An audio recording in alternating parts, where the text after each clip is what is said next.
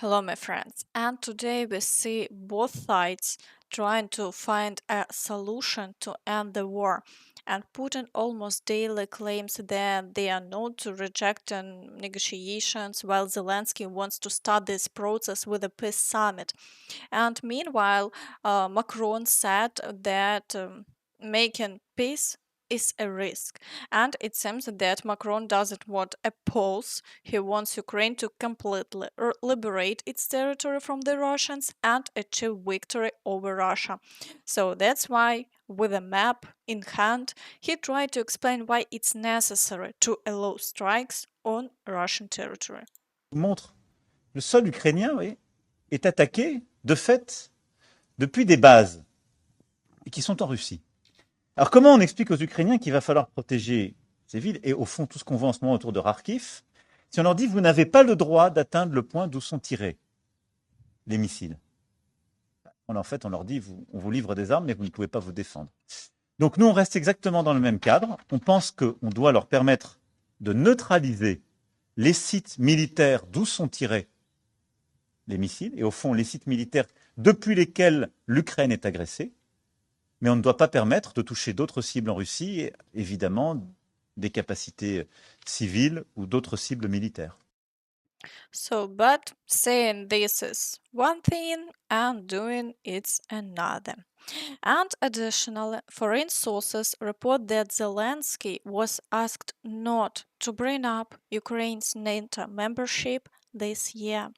So Zelensky was asked not to raise the issue of Ukraine's NATO membership this year, writes the Telegraph. So last year, this led to a partial split among NATO countries as some countries fear being drawn into the war.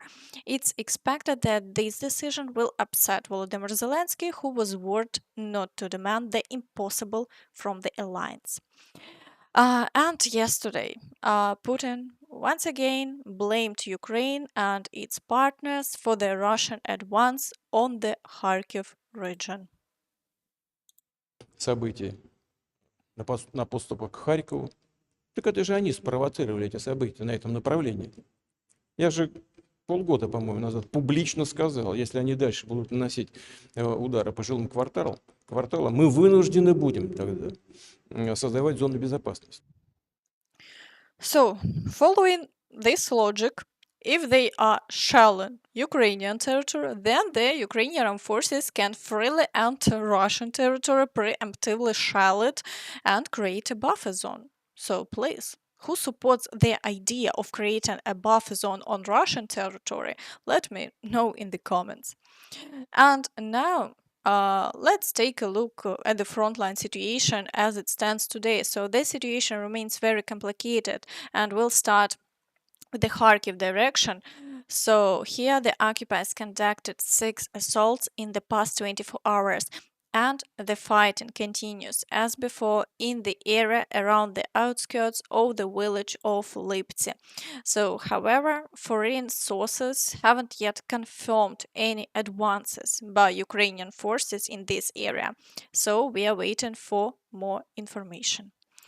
In the Vovchansk, the fighting continues as well, and the occupiers are still trying to improve their positions in the city. And according to the latest information, they have already deployed their Ahmad Chai unit there. Therefore, we can expect new videos footage from Vovchansk. And meanwhile, battles are being recorded in the area of the village of Staritsa, but there are no new changes along the front line here, and the Ukrainian armed forces are repelling all attacks. In the Kupiansk direction, so fighting is ongoing in the areas of Petropavlivka, Sinkivka, and Stepova Novosilka. So activity is very high here with approximately 10 assaults in the past 24 hours. However, there have been no significant successes and the battles continue. In the Svatove area. So there is a lot of activity and battles are ongoing near Andriivka with several groups assaulting Novoyegorivka. So additionally, they are pushing towards Stepove also Черемшина, and Дружелюбівка. Oh, it's here. So this situation is not looking good as the occupiers are making significant advances and the fighting continues. In the Crimea direction, so periodic attacks on the village of Nevske are ongoing, and there is increase in shelling of Zarichne.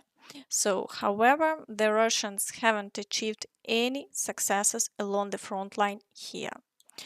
In the Siversk direction, so battles are once again being reported near Bilogorivka today, and all attacks near Verkhnyokamensky, Vyemka, and Spirne have been unsuccessful for the Russians, and the front line remains unchanged. In the Chasiv Yar direction. So the occupiers have resumed their attempts to break through to Grigorivka, and fighting for the outskirts of Klishchiivka and Andreevka continues as well.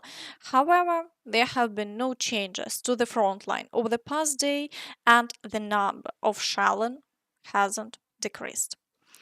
In the Pokrovsk direction, so the occupiers still cannot break through to the highway, and battles continue near Kalinova and Novo-Alexandrivka. And there have also been attacks on Progress, so for the second consecutive day without interruption. And additional, the occupiers are heavily shelling the area around the villages of Sokil and Novoselivka Persha. So after the shelling, they conduct assaults on Ukrainian forces positions. So overall, they aim to make significant advancements in this area soon. In the Kurakhove direction, so the occupiers are assaulting the village of Kostantinivka, and all attacks are accompanied by heavy shelling. So the battles are ongoing, so I think it's too early to discuss the outcomes. Otherwise, there are no changes along the front line. In the Vuhledar direction, so activity has also increased today, and battles are ongoing around Vodane and also Staromayorske. So, and there are renewed attempts to expand control territory in the fields towards Velika Novosilka. So this situation is challenging, but the Ukrainian forces continue to repel all Russian attacks, and the front line hasn't changed over the past day.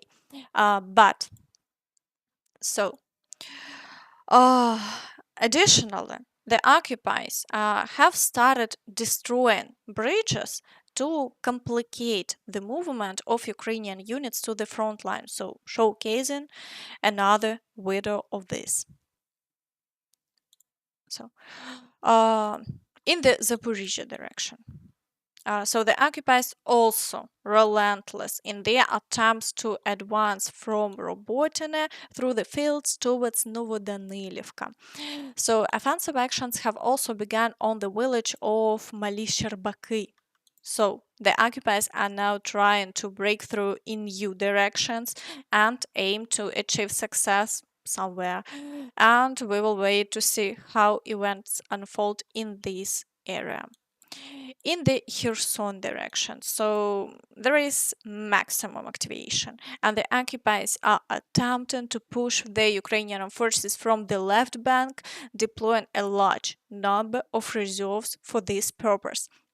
So the situation is challenging, and it seems the occupiers were very displeased that the Ukrainian forces expanded their bridgehead, prompting them to throw all their forces into the offensive. And we're waiting to see how these battles will conclude. And additionally, shelling has been recorded in Odessa, and Shahed drones have been detected in the Mykolaiv and Kherson regions.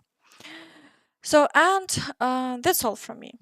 So please don't forget to like this video, subscribe to the channel, and hit the notification bell to stay updated on all the latest news. Thank you for watching, and see you next time. Bye bye.